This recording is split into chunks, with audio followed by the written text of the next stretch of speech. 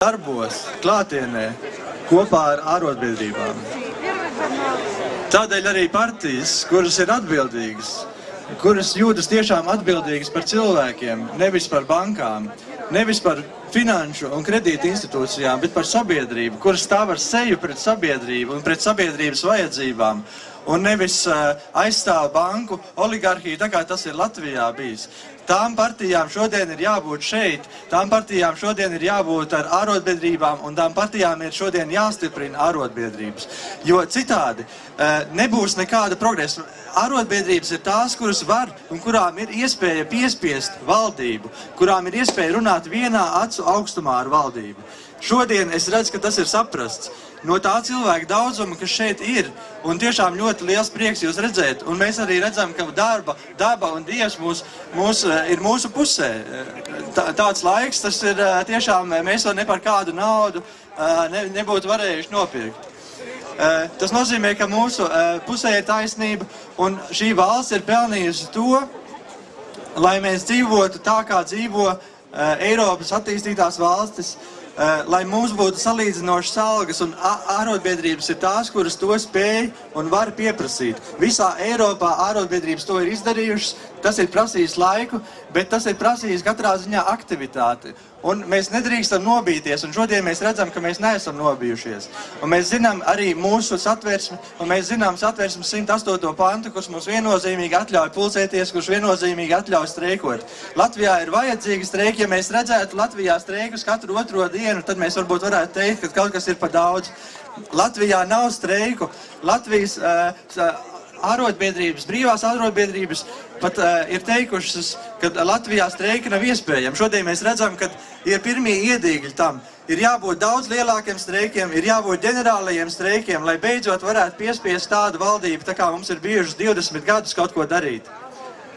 Valdības šajā periodā, pēdējā valdība nav darījusi, varētu teikt, pilnīgi neko. Tāpēc ir jārada spiediens, un šis spiediens to var radīt tikai ārotbiedrības. Pat tad, ja mēs, kā ārotbiedrības, varētu piespiest darba devējus maksāt mums 2 reizes lielākas algas, tā kā ir tepat pāri jūrai Zviedrijā, tik un tā mēs būtu 4 reizes nabadzīgāki vēl aizvien, jo valdībām ir jāizmaina nodokļu politika.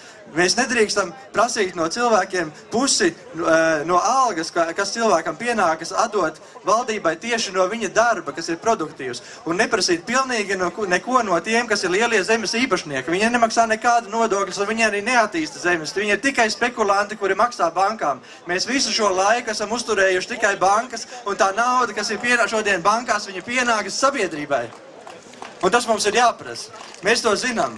Un mēs zinām, kā to izdarīt. Un tie, kas mums tiešām ir draugi, kas mums ir draugi Eiropā, kas mums ir draugi pasaulē, viņi mums vienmēr ir teikuši, ka jūs varat to izmainīt. Lielā algu politika ir tā politika, kas valstis Eiropā arī pēc 2. pasaules kara ir pacēluši no nabadzības un devuši viņām to labklājību, kas viņām šodien ir un pienāks. Un tie, kas nav mūsu draugi, tie mūs apbrīno un saka, cik labi, ka jūs esat savilkuši savas jostas. Dariet to aizvien tālāk un tālāk. Spīdziniet sevi tādā veidā. Mēs jums esam atvēruši robežas, jums ir iespēja izbraukt uz turieni un meklēt laimīgu dzīvi citur. Nē, valdība pienākums ir radīt darbvietu šeit, radīt lielās algas šeit, un uzdevums ir informēt par to, ka tas ir iespējams, un nevis vienmēr tikai teikt, ka tas nav iespējams. Tas, kas nav iespējams, tā ir konservatīvā politika, tā ir Tečeras politika, kas ir teikusi, ka cita ceļa nav. Valdībām, un jums ir iespējams zināt to, ka ir vienmēr cits ceļš. Tas, ko valdība nav izdarījusi, viņa nav izdarījusi pretiesiski un tā varētu teikt nelietīgi. Jo ir vienmēr bijis cits ceļš, šī jostu savilkšanas politika ir nepareizā politika, kas ir bijusi.